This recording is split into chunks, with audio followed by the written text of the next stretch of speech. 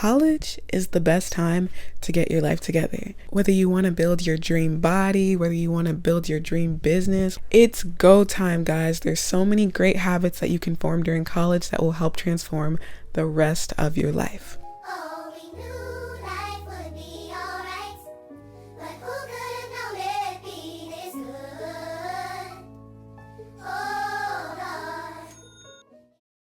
Hi guys, it's Just a Black Girl here. Welcome to my channel. Today we're going to be talking about the top habits that you should form in college that will prepare you for the rest of your life. Number 1 is exercise, developing your workout routine. Speaking of that, I need to go to the gym actually. This is a perfect reminder. But if you don't know how important exercise is by now, it's really important. You need to do it. Remember when you were in middle school, we had PE and y'all were playing kickball at like 9 a.m. in the morning for some reason? It's because it was important. Remember when you were in high school and you had to take PE for like 2 years? They had y'all doing that. They had y'all running the pacer test, running a mile. Don't remind me, because it was important, okay? Moving your body is one of the best things you can do for your health. The thing with growing older and being in college is that you have to figure out how to do it yourself. Some people like dancing, some people like pumping iron and, calisthenics, something like that. And then some people like just riding their bike to class and being cute, or, walking to class. Everyone has a different way of exercising and a way that they like to move their bodies. Figure out yours and develop a routine that you can do even after college so that you can make sure that you're always giving your body what it needs. You don't want to slack off on exercise. It's the number one thing that I feel like just ages you and makes you feel bleh. Okay. Also, forgive my voice. I'm a little sick. Next, we're going to talk about self-care. After college, you have work. Very scary. But you need to learn how to squeeze in some love, some self-love, some self-care into your routine. And a good way to try practicing doing that is like, what do you do when you come back from class? Or like, how do you take care of yourself during college, Some might argue that like in college, it's actually harder to take care of yourself than while you're working, because while you're working, you just have a 9 to 5. And then after that, you can do whatever you want to do. But it's hard all the time, okay? When you get older, you have kids and stuff like that. It's going to be hard regardless. It's always hard. Make time for yourself. You have to make time for yourself, and you have to practice doing this often so that it can become like a part of your routine, School can very easily drain you. I just made a student self-care video, so you have to know how to take back some time to yourself and how to love yourself. And the more you practice it, the easier it's going to become, okay? Maybe you're someone who knows how to do your hair, so just every weekend you just make sure you do a little touch up because it's easy, you can do it yourself. Maybe you're someone who needs to get their hair done, needs to get their nails done, or maybe you're good, you can do your own nails, Figure out like how you can take care of yourself in a way that works for your schedule, but definitely make time to take care of yourself, or else school will drain you, work will drain you, your kids will drain you, it only gets harder. One of my favorite things to do is just taking back the weekend. Everybody already knows that 2 days is not enough of a break. And a lot of times we sleep in, we don't really do much. So just make sure that you plan something for yourself on the weekend so that you can feel like you actually refreshed yourself, It can be really little things like buying a little cute face mask or reading a book, Just make sure you do something for yourself. Y'all hear my voice, bro. It's actually embarrassing. Anyways, make sure you do something for yourself and you learn how to take care of yourself because you're going to need it for the rest of your life. Next, we're going to talk about cleaning and keeping a clean space. Right now, currently, my dorm is literally a box. Like, my dorm completely is probably 3 of my wingspans. It's only going to get bigger from there. Amen, amen. And so if you don't know how to keep a clean space, let's say you just have your bed, your closet, let's say you just have your side of the room. If your side of the room is messy, your apartment is going to be messy. If your apartment is messy, your house is going to be messy. If your house is messy, your 14-seater jet is going to be messy, and that's not cute, okay? So a lot of cleaning just has to do with discipline and like learning little tips and tricks for yourself to make sure that you're always put together.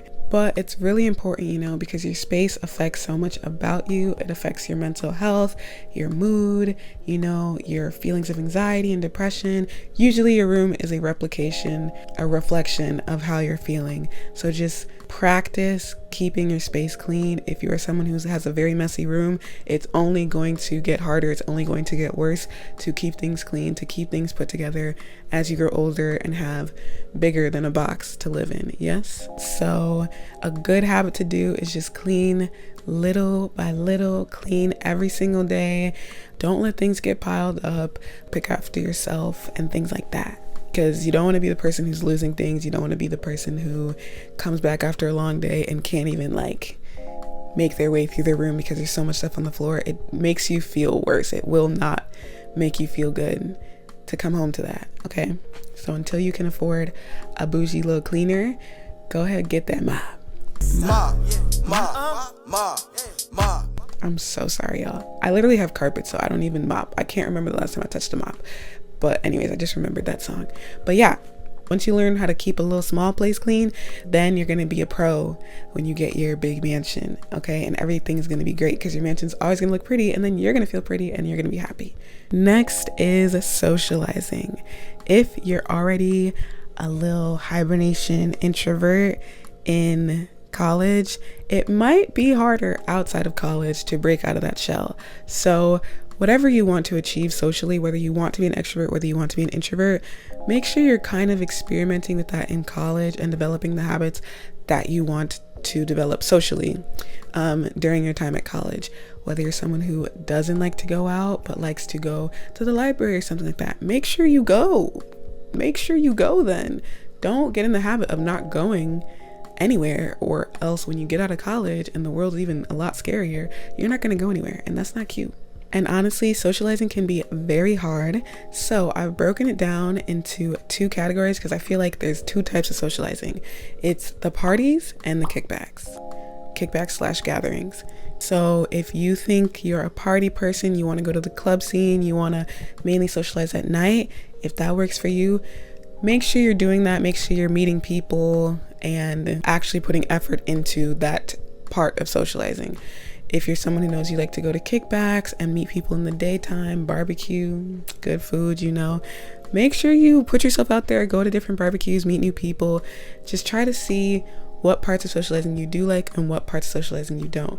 But you need to socialize, guys. You can't be an island. You can't be, isolated all the time. It's not great. Another thing with socializing, or a habit that you can develop in college, is practice going by yourself. There's a lot of talk about like solo dates this, solo travel this. I think the best time to practice anything solo is on a college campus, where hopefully it is safer and more like familiar to do so. You know your surrounding very well.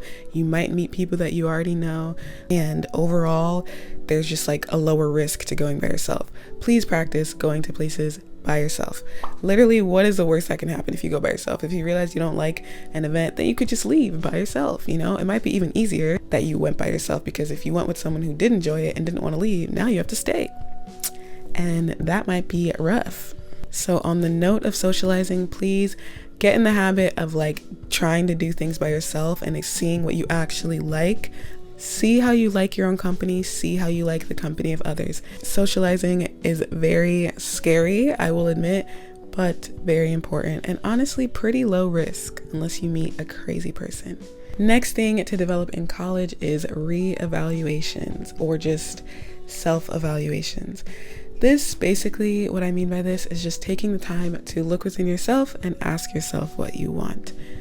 I feel like college is the most important time to do so, and developing the habit of doing so, because once you fall out of touch with yourself, the world moves so fast, not only in college but the workforce, kids, family, that it can be really hard to get back in touch with yourself. So you have to develop things and like strategies, systems, habits to touch base with yourself. What is the best way to touch base with yourself? Is it through meditating? Maybe it's through journaling. Maybe it's through therapy or something. Y'all know that's important. Figure out a way, whatever it may be. I really, really love the idea of just asking yourself, are you happy? Are you where you want to be? What do you want to do with your life? Are you like aging the way you want to age? I just think that sometimes you're taking so many classes that you forget to ask yourself if that's what you even want. You know, sometimes you're eating so much junk 3 times a day that you forget to ask yourself if that's even how you want to treat your body. Why are you eating so much junk? You know, reevaluating what you're doing, why you're doing it, how you're feeling about what you're doing is so important.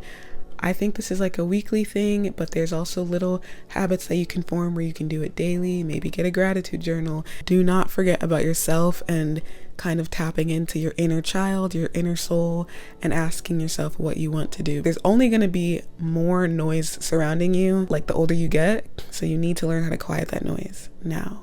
Learn how to quiet the noise, because the noise is only going to get louder, more distractions as you grow older. Lastly, we are going to talk about passion projects and why that is such a good habit to form in college. Chances are, guys, your major is not your number one passion, and there are a lot of things that you'd like to be doing on the side, or a couple things, you know, that you'd like to explore as just passion projects. What is a passion project? A passion project is a project that you work on because you're really passionate about it. You might do it in your free time. You might dedicate like a lot of hours to it, and it feels like you're getting something out of it. You're supposed to be getting money out of it, but you're really not. You're just working on it because you love it, and that's really important. Never think that that's not important. YouTube is technically a passion project for me. So in college, it's a good habit to start exploring your passions in the little ways that you can. You know, you're starting to make more money now, hopefully, twin, and you can maybe buy yourself a piano and start practicing the piano. Research French if you really want to learn French, and take some time apart to tap into your passions. When you get older, you're going to come back from work. It's going to be like 5:30, and you're going to be like, I gotta eat. Then you're going to eat, and it's going to be 6:30. You're going to watch your TV show. They're going to be like, dang, I'm bored. There's nothing to do. You know how there'll always be something to do? If you have a passion project. Although you'll work every single day, you'll also get better at your passion project every single day, and you'll still feel, you know, happy and like joyful that you tapped into that part of yourself.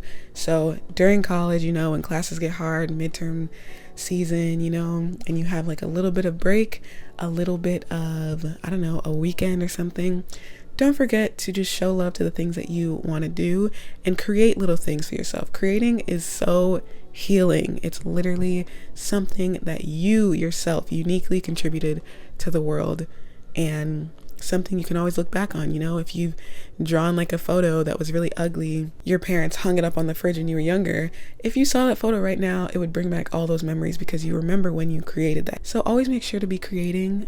Get into the habit of creating whatever it is, no matter what it is. If you like playing the flute, you can do covers of songs. You know, if you like, I don't know, just be you. Get into the habit of being you and not forgetting who you are.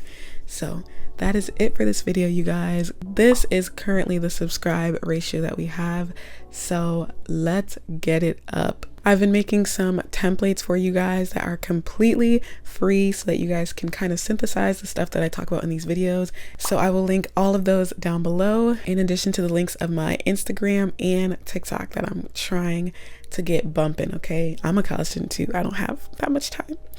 But yeah, thank you so much for watching, guys. I will see you guys later.